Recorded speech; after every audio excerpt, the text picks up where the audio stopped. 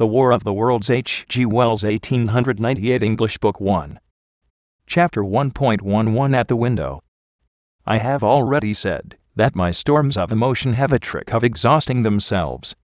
After a time I discovered that I was cold and wet, and with little pools of water about me on the stair carpet. I got up almost mechanically, went into the dining room, and drank some whiskey, and then I was moved to change my clothes. After I had done that I went upstairs to my study, but why I did so I do not know. The window of my study looks over the trees and the railway towards Horsell Common. In the hurry of our departure this window had been left open. The passage was dark, and, by contrast with the picture the window frame enclosed, the side of the room seemed impenetrably dark. I stopped short in the doorway. The thunderstorm had passed. The towers of the Oriental College and the pine trees about it had gone, and very far away, lit by a vivid red glare, the common about the sandpits was visible. Across the light, huge black shapes, grotesque and strange, moved busily to and fro. It seemed indeed as if the whole country in that direction was on fire, a broad hillside set with minute tongues of flame, swaying and writhing with the gusts of the dying storm, and throwing a red reflection upon the cloud scud above. Every now and then a haze of smoke from some nearer conflagration drove across the window and hid the Martian shapes. I could not see what they were doing, nor the clear form of them, nor recognize the black objects they were busied upon. Neither could I see the nearer fire, though the reflections of it danced on the wall and ceiling of the study. A sharp, resinous tang of burning was in the air. I closed the door noiselessly and crept towards the window. As I did so, the view opened out until, on the one hand, it reached to the houses about Woking Station, and on the other to the charred and blackened pine woods of Byfleet. There was a light down below the hill, on the railway, near the arch, and several of the houses along the Maybury Road, and the streets near the station were glowing ruins. The light upon the railway puzzled me at first. There were a black heap and a vivid glare, and to the right of that a row of yellow oblongs. Then I perceived this was a wrecked train, the four parts mashed and on fire, the hinder carriages still upon the rails. Between these three main centers of light, the houses, the train, and the burning country towards Chatham, stretched irregular patches of dark country, broken here and there by intervals of dimly glowing and smoking ground. It was the strangest spectacle, that black expanse set with fire. It reminded me, more than anything else, of the potteries at night. At first I could distinguish no people at all, though I peered intently for them. Later I saw against the light of Woking Station a number of black figures hurrying one after the other across the line. And this was the little world in which I had been living securely for years, this fiery chaos. What had happened in the last 7 hours I still did not know, nor did I know, though I was beginning to guess, the relation between these mechanical colossi and the sluggish lumps I had seen disgorged from the cylinder. With a queer feeling of impersonal interest I turned my desk chair to the window, sat down, and stared at the blackened country, and particularly at the three gigantic black things that were going to and fro in the glare about the sandpits. They seemed amazingly busy. I began to ask myself what they could be. Were they intelligent mechanisms? Such a thing I felt was impossible. Or did a Martian sit within each, ruling, directing, much as a man's brain sits and rules in his body? I began to compare the things to human machines, to ask myself for the first time in my life how an ironclad or a steam engine would seem to an intelligent lower animal. The storm had left the sky clear, and over the smoke of the burning land the little fading pinpoint of Mars was dropping into the west, when a soldier came into my garden. I heard his slight scraping at the fence, and rousing myself from the lethargy that had fallen upon me, I looked down and saw him dimly, clambering over the palings. At the sight of another human being my door passed, and I leaned out of the window eagerly. "Hist!" said I, in a whisper. He stopped astride of the fence and out. Then he came over and across the lawn to the corner of the house. He bent down and stepped softly. "Who's there?" he said, also whispering, standing under the window and peering up. "Where are you going?" I asked. "God knows." "Are you trying to hide?" "That's it." "Come into the house," I said. I went down, unfastened the door, and let him in, and locked the door again. I could not see his face. He was headless, and his coat was unbuttoned. "My God," he said, as I drew him in. "What has happened?" I asked. "What hasn't?" In the obscurity I could see he made a gesture of despair. "They wiped us out, simply wiped us out," he repeated again and again. He followed me, almost mechanically, into the dining room. "Take some whiskey," I said, pouring out a stiff dose. He drank it. Then abruptly he sat down before the table, put his head on his arms, and began to sob and weep like a little boy, in a perfect passion of emotion, while I, with a curious forgetfulness of my own recent despair, stood beside him, wondering. It was a long time before he could steady his nerves to answer my questions, and then he answered perplexingly and brokenly. He was a driver in the artillery, and had only come into action about 7. At that time firing was going on across the common, and it was said the first party of Martians were crawling slowly towards their second cylinder under cover of a metal shield. Later this shield staggered up on tripod legs and became the first of the fighting machines I had seen. The gun he drove had been unlimbered near Horsell, in order to command the sandpits, and its arrival it was that had precipitated the action. As the limber gunners went to the rear, his horse trod in a rabbit hole, and came down, throwing him into a depression of the ground. At the same moment the gun exploded behind him, the ammunition blew up, there was fire all about him, and he found himself lying under a heap of charred dead men and dead horses. "I lay still," he said, "scared out of my wits, with the forequarter of a horse atop of me. We'd been wiped out. And the smell, good Lord! Like burnt meat. I was hurt across the back by the fall of the horse, and the rheumatically, until I felt better. Just like parade it had been a minute before, then stumble, bang, swish. Wiped out," he said. He had hid under the dead horse for a long time, peeping out furtively across the common. The Cardigan men had tried a rush, in skirmishing order, at the pit, simply to be swept out of existence. Then the monster had risen to its feet, and had begun to walk leisurely to and fro across the common among the few fugitives, with its head like hood turning about exactly like the head of a cowled human being. A kind of arm carried a complicated metallic case, about which green flashes scintillated, and out of the funnel of this there smoked the heat ray. In a few minutes there was, so far as the soldier could see, not a living thing left upon the common, and every bush and tree upon it that was not already a blackened skeleton was burning. The hussars had been on the road beyond the curvature of the ground, and he saw nothing of them. He heard the Maxims rattle for a time, and then become silent. The giant saved Woking station and its cluster of houses until the last, then in a moment the heat ray was brought to bear, and the town became a heap of fiery ruins. Then the thing shut off the heat ray, and, turning its back upon the artillerymen, began to waddle away towards the smouldering pine woods that sheltered the second cylinder. As it did so a second glittering titan built itself up out of the pit. The second monster followed the first, and at that the artilleryman began to crawl very cautiously across the hot heather ash towards Horsell. He managed to get alive into the ditch by the side of the road, and so escaped to Woking. There his story became ejaculatory. The place was impassable. It seems there were a few people alive there, frantic for the most part, and many burned and scalded. He was turned aside by the fire, and hid among some almost scorching heaps of broken wall, as one of the Martian giants returned. He saw this one pursue a man, catch him up in one of its steely tentacles, and knock his head against the trunk of a pine tree. At last, after nightfall, the artilleryman made a rush for it and got over the railway embankment. Since then he had been skulking along towards Maybury, in the hope of getting out of danger Londonward. People were hiding in trenches and cellars, and many of the survivors had made off towards Woking village and Send. He had been consumed with thirst until he found one of the water mains near the railway arch smashed, and the water bubbling out like a spring upon the road. That was the story I got from him, bit by bit. He grew calmer telling me, and trying to make me see the things he had seen. He had eaten no food since midday, he told me early in his narrative, and I found some mutton and bread in the pantry, and brought it into the room.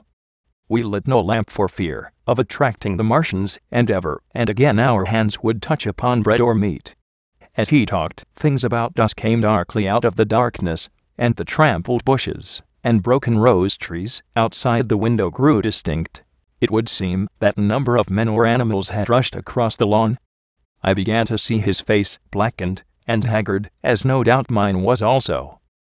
When we had finished eating, we went softly upstairs to my study, and I looked again out of the open window. In one night the valley had become a valley of ashes. The fires had dwindled now. Where flames had been there were now streamers of smoke, but the countless ruins of shattered and gutted houses, and blasted and blackened trees that the night had hidden stood out now gaunt and terrible in the pitiless light of dawn. Yet here and there some object had had the luck to escape, a white railway signal here, the end of a greenhouse there, white and fresh amid the wreckage. Never before in the history of warfare had destruction been so indiscriminate and so universal. And shining with the growing light of the east, 3 of the metallic giants stood about the pit, their cowls rotating, as though they were surveying the desolation they had made. It seemed to me that the pit had been enlarged, and ever and again puffs of vivid green vapor streamed up and out of it towards the brightening dawn, streamed up, whirled, broke, and vanished. Beyond were the pillars of fire about Chobham. They became pillars of bloodshot smoke at the first touch of day. Chapter 1.12 What I saw of the destruction of Weybridge and Shepperton. As the dawn grew brighter we withdrew from the window from which we had watched the Martians, and went very quietly downstairs. The artilleryman agreed with me that the house was no place to stay, and he proposed, he said, to make his way Londonward, and thence rejoin his battery, number 12, of the Horse Artillery.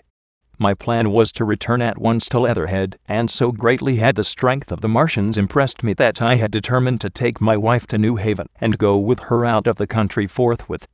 For I already perceived clearly that the country about London must inevitably be the scene of a disastrous struggle, before such creatures as these could be destroyed. Between us and Leatherhead, however, lay the third cylinder, with its guarding giants. Had I been alone, I think I should have taken my chance, and struck across country. But the artilleryman dissuaded me. It's no kindness to the right sort of wife, he said, to make her a widow, and in the end I agreed to go with him, under cover of the woods, northward as far as Street Chobham, before I parted with him. Thence I would make a big detour by Epsom, to reach Leatherhead. I should have started at once, but my companion had been in active service, and he knew better than that. He made me ransack the house for a flask, which he filled with whiskey, and we lined every available pocket with packets of biscuits and slices of meat. Then we crept out of the house, and ran as quickly as we could down the ill-made road by which I had come overnight. The houses seemed deserted. In the road lay a group of 3 charred bodies close together, struck dead by the heat ray, and here and there were things that people had dropped, a clock, a slipper, a silver spoon, and the like poor valuables. At the corner turning up towards the post office a little cart, filled with boxes and furniture, and horseless, heeled over on a broken wheel. A cash box had been hastily smashed open and thrown under the debris. Except the lodge at the orphanage, which was still on fire, none of the houses had suffered very greatly here. The heat ray had shaved the chimney tops, and passed. Yet, save ourselves, there did not seem to be a living soul on Maybury Hill. The majority of the inhabitants had escaped, I suppose, by way of the old Woking road, the road I had taken when I drove to Leatherhead, or they had hidden. We went down the lane, by the body of the man in black, sodden now from the overnight hail, and broke into the woods at the foot of the hill. We pushed through these towards the railway without meeting a soul. The woods across the line were but the scarred and blackened ruins of woods. For the most part the trees had fallen, but a certain proportion still stood, dismal grey stems, with dark brown foliage instead of green. On our side the fire had done no more than scorch the nearer trees. It had failed to secure its footing.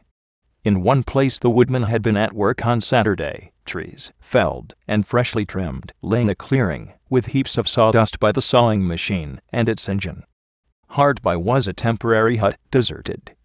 There was not a breath of wind this morning, and everything was strangely still. Even the birds were hushed, and, as we hurried along I and the artilleryman talked in whispers, and looked now and again over our shoulders. Once or twice we stopped to listen. After a time we drew near the road, and, as we did so we heard the clatter of hoofs, and saw through the tree stems 3 cavalry soldiers riding slowly towards Woking. We hailed them, and they halted while we hurried towards them. It was a lieutenant and a couple of privates of the 8th Hussars, with a stand, like a theodolite, which the artilleryman told me was a heliograph. "You are the first men I've seen coming this way this morning," said the lieutenant. "What's brewing?" His voice and face were eager. The men behind him stared curiously. The artilleryman jumped down the bank into the road, and saluted. "Gun destroyed last night, sir. Have been hiding. Trying to rejoin battery, sir. You'll come in sight of the Martians, I expect, about half a mile along this road." "What the dickens are they like?" asked the lieutenant. "Giants in armor, sir. 100 feet high. 3 legs and a body like aluminium, with a mighty great head and a hood, sir." "Get out," said the lieutenant. "What confounded nonsense." "You'll see, sir. They carry a kind of box, sir, that shoots fire, and strikes you dead." "What do you mean, a gun?" "No, sir," and the artilleryman began a vivid account of the heat ray. Halfway through, the lieutenant interrupted him, and looked up at me. I was still standing on the bank by the side of the road. "It's perfectly true," I said. "Well," said the lieutenant, "I suppose it's my business to see it too. Look here to the artillerymen, we're detailed here clearing people out of their houses. You'd better go along and report yourself to Brigadier General Marvin, and tell him all you know." "He's at Weybridge." "Know the way?" "I do," I said, and he'd earned his horse southward again. "Half a mile, you say?" said he. "At most," I answered, and pointed over the treetops southward. He thanked me, and rode on, and we saw them no more. Farther along we came upon a group of 3 women and 2 children, in the road, busy clearing out a laborer's cottage. They had got hold of a little hand truck, and were piling it up with unclean-looking bundles and shabby furniture. They were all too assiduously engaged to talk to us as we passed. By Byfleet Station we emerged from the pine trees, and found the country calm and peaceful under the morning sunlight. We were far beyond the range of the heat ray there, and had it not been for the silent desertion of some of the houses, the stirring movement of packing in others, and the knot of soldiers standing on the bridge over the railway, and staring down the line towards Woking, the day would have seemed very like any other Sunday. Several farm wagons and carts were moving creakily along the road to Addlestone, and suddenly through the gate of a field we saw, across a stretch of flat meadow, 6 12-pounders standing nearly at equal distances pointing towards Woking. The gunners stood by the guns waiting, and the ammunition wagons were at a business-like distance. The men stood almost as if under inspection. "That's good," said I. "They will get one fair shot, at any rate." The artilleryman hesitated at the gate. "I shall go on," he said. Farther on towards Weybridge, just over the bridge, there were a number of men in white fatigue jackets throwing up a long rampart, and more guns behind. "It's bows and arrows against the lightning, anyhow," said the artilleryman. "They haven't seen that fire beam yet." The officers who were not actively engaged stood and stared over the treetops southwestward, and the men digging would stop every now and again to stare in the same direction. Byfleet was in a tumult, people packing, and a score of hussars, some of them dismounted, some on horseback, were hunting them about. 3 or 4 black government wagons, with crosses and white circles, and an old omnibus, among other vehicles, were being loaded in the village street. There were scores of people, most of them sufficiently sabbatical to have assumed their best clothes. The soldiers were having the greatest difficulty in making them realize the gravity of their position. We saw one shriveled old fellow with a huge box, and a score or more of flower pots containing orchids, angrily expostulating with the corporal, who would leave them behind. I stopped, and gripped his arm. "Do you know what's over there?" I said, pointing at the pine tops that hid the Martians. "Eh?" said he, turning. I was explaining these as valuable. "Death," I shouted. "Death is coming. Death." And leaving him to digest that if he could, I hurried on after the artilleryman. At the corner I looked back. The soldier had left him, and he was still standing by his box, with the pots of orchids on the lid of it, and staring vaguely over the trees. No one in Weybridge could tell us where the headquarters were established. The whole place was in such confusion as I had never seen in any town before. carts, carriages everywhere, the most astonishing miscellany of conveyances and horseflesh. The respectable inhabitants of the place, men in golf and boating costumes, wives prettily dressed, were packing, riverside loafers energetically helping, children excited, and, for the most part, highly delighted at this astonishing variation of their Sunday experiences. In the midst of it all, the worthy vicar was very pluckily holding an early celebration, and his bell was jangling out above the excitement. I and the artilleryman, seated on the step of the drinking fountain, made a very passable meal upon what we had brought with us. Patrols of soldiers, here no longer hussars, but grenadiers in white, were warning people to move now, or to take refuge in their cellars as soon as the firing began. We saw, as we crossed the railway bridge, that a growing crowd of people had assembled in and about the railway station, and the swarming platform was piled with boxes and packages. The ordinary traffic had been stopped, I believe, in order to allow of the passage of troops and guns to Chertsey, and I have heard since that a savage struggle occurred for places in the special trains that were put on at a later hour. We remained at Weybridge until midday, and at that hour we found ourselves at the place near Shepperton Lock, where the Wey and Thames join. Part of the time we spent helping two old women to pack a little cart. The Wey has a treble mouth, and at this point boats are to be hired, and there was a ferry across the river. On the Shepperton side was an inn with a lawn, and beyond that the tower of Shepperton Church. It has been replaced by a spire, rose above the trees. Here we found an excited and noisy crowd of fugitives. As yet the flight had not grown to a panic, but there were already far more people, and all the boats going to and fro could and able to cross. People came panting along under heavy burdens. One husband and wife were even carrying a small outhouse door between them, with some of their household goods piled thereon. One man told us he meant to try to get away from Shepperton station. There was a lot of shouting, and one man was even jesting. The idea people seemed to have here was that the Martians were simply formidable human beings who might attack and sack the town, to be certainly destroyed in the end. Every now and then people would glance nervously across the way at the meadows towards Chertsey, but everything over there was still.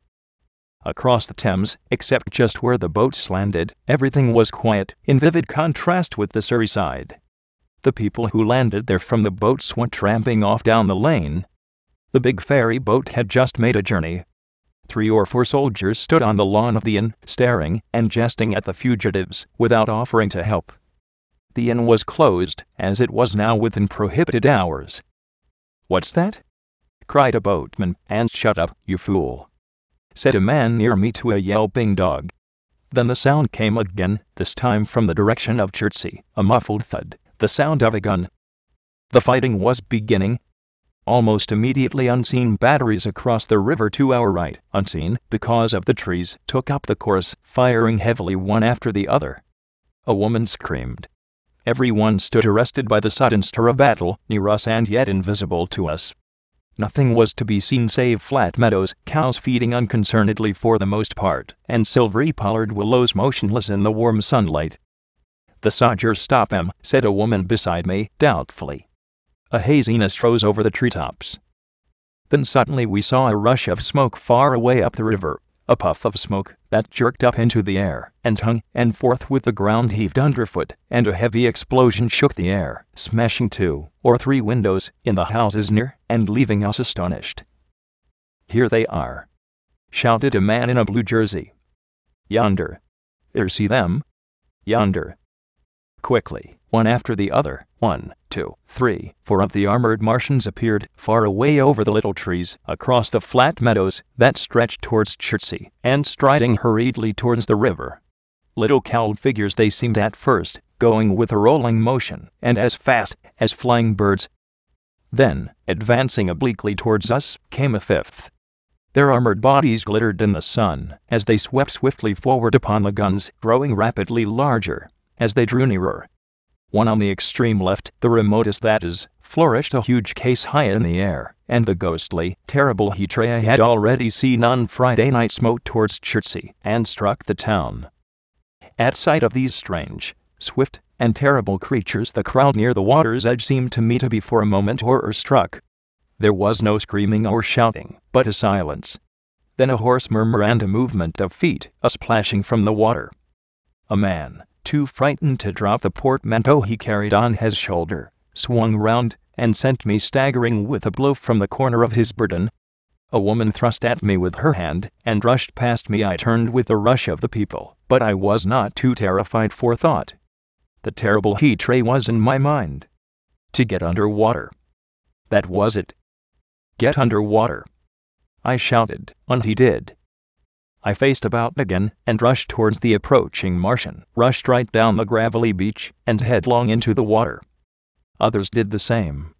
A boatload of people putting back came leaping out as I rushed past. The stones under my feet were muddy and slippery, and the river was so low that I ran perhaps 20 feet, scarcely waist deep. Then, as the Martian towered overhead scarcely a couple of 100 yards away, I flung myself forward under the surface. The splashes of the people in the boat sleeping into the river sounded like thunderclaps in my ears. People were landing hastily on both sides of the river. But the Martian machine took no more notice for the moment of the people running this way and that than a man would of the confusion of ants in a nest against which his foot has kicked. When, half suffocated, I raised my head above water, the Martian's hood pointed at the batteries that were still firing across the river, and, as it advanced, it swung loose what must have been the generator of the heat ray. In another moment it was on the bank, and in a stride wading halfway across. The knees of its foremost legs bent at the farther bank, and in another moment it had raised itself to its full height again, close to the village of Shepperton. Forthwith the 6 guns which, unknown to anyone on the right bank, had been hidden behind the outskirts of that village, fired simultaneously. The sudden near concussion, the last close upon the first, made my heart jump. The monster was already raising the case generating the heat ray, as the first shell burst 6 yards above the hood. I gave a cry of astonishment. I saw and thought nothing of the other 4 Martian monsters. My attention was riveted upon the nearer incident. Simultaneously 2 other shells burst in the air near the body as the hood twisted round in time to receive, but not in time to dodge, the 4th shell. The shell burst clean in the face of the thing. The hood bulged, flashed, was whirled off in a dozen tattered fragments of red flesh and glittering metal. Hit! Shouted I, with something between a scream and a cheer. I heard answering shouts from the people in the water about me. I could have leaped out of the water with that momentary exaltation. The decapitated colossus reeled like a drunken giant, but it did not fall over. It recovered its balance by a miracle, and, no longer heeding its steps, and with the camera that fired the heat ray now rigidly upheld, it reeled swiftly upon Shepperton. The living intelligence, the Martian within the hood, was slain and splashed to the 4 winds of heaven, and the thing was now but a mere intricate device of metal whirling to destruction. It drove along in a straight line, incapable of guidance. It struck the tower of Shepperton Church, smashing it down as the impact of a battering ram might have done, swerved aside, blundered on, and collapsed with tremendous force into the river out of my sight. A violent explosion shook the air, and a spout of water, steam, mud, and shattered metal shot far up into the sky. As the camera of the heat ray hit the water, the latter had immediately flashed into steam. In another moment a huge wave, like a muddy tidal bore, but almost scaldingly hot, came sweeping round the bend upstream. I saw people struggling shorewards, and heard their screaming and shouting faintly above the seething and roar of the Martian's collapse. For a moment I heeded nothing of the heat, forgot the patent need of self-preservation. I splashed through the tumultuous water, pushing aside a man in black to do so, until I could see round the bend. Half a dozen deserted boats pitched aimlessly upon the confusion of the waves. The fallen Martian came into sight downstream, lying across the river, and for the most part submerged. Thick clouds of steam were pouring off the wreckage, and through the tumultuously whirling wisps I could see, intermittently and vaguely, the gigantic limbs churning the water, and flinging a splash and spray of mud and froth into the air. The tentacles swayed and struck like living arms, and, save for the helpless purposelessness of these movements, it was as if some wounded thing were struggling for its life amid the waves. Enormous quantities of ruddy brown fluid were spurting up in noisy jets out of the machine. My attention was diverted from this death flurry by a furious yelling, like that of the thing called a siren in our manufacturing towns. A man, knee-deep near the towing path, shouted inaudibly to me, and pointed. Looking back, I saw the other Martians advancing with gigantic strides down the river bank from the direction of Chertsey. The Shepperton guns spoke this time unavailingly. At that I ducked at once under water, and, holding my breath until movement was an agony, blundered painfully ahead under the surface as long as I could. The water was in a tumult about me, and rapidly growing hotter. When for a moment I raised my head to take breath and throw the hair and water from my eyes, the steam was rising in a whirling white fog that at first hid the Martians altogether. The noise was deafening. Then I saw them dimly, colossal figures of gray, magnified by the mist. They had passed by me and were stooping over the frothing, tumultuous ruins of their comrade. The third Danforth stood beside him in the water, one perhaps 200 yards from me, the other towards Laleham. The generators of the heat rays waved high, and the hissing beams smote down this way and that. The air was full of sound, a deafening and confusing conflict of noises, the clangor of the Martians, the crash of falling houses, the thud of trees, fences, sheds flashing into flame, and the crackling and roaring of fire. Dense black smoke was leaping up to mingle with the steam from the river, and, as the heat ray went to and fro over Weybridge, its impact was marked by flashes of incandescent white that gave place at once to a smoky dance of lurid flames. The nearer houses still stood intact, awaiting their fate, shadowy, faint, and pallid in the steam, with the fire behind them going to and fro. For a moment perhaps I stood there, breast high in the almost boiling water, dumbfounded at my position, hopeless of escape. Through the reek I could see the people who had been with me in the river scrambling out of the water through the reeds, like little frogs hurrying through grass from the advance of a man, or running to and fro in utter dismay on the towing path. Then suddenly the white flashes of the heat ray came leaping towards me. The houses caved in as they dissolved at its touch, and darted out flames. The trees changed to fire with a roar. The ray flickered up and down the towing path, licking off the people who ran this way and that, and came down to the water's edge not 50 yards from where I stood. It swept across the river to Shepperton, and the water in its track rose in a boiling wheel crested with steam. I turned shoreward. In another moment the huge wave, well nigh at the boiling point, had rushed upon me. I screamed aloud, and scalded, half-blinded, agonized, I staggered through the leaping, hissing water towards the shore. Had my foot stumbled, it would have been the end. I fell helplessly, in full sight of the Martians, upon the broad, bare gravelly spit that runs down to mark the angle of the Wey and Thames. I expected nothing but death.